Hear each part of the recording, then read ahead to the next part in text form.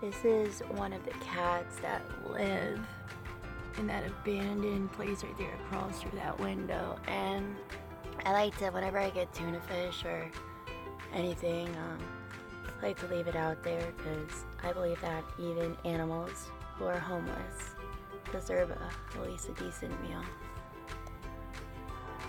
Try to leave a can of tuna fish out as much as I can whenever we can afford it, so. But it's a beautiful cat, look at that. Sorry, I'm a little shaky, guys.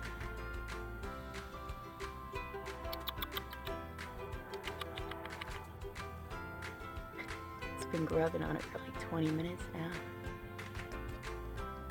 Beauty. Hi, baby.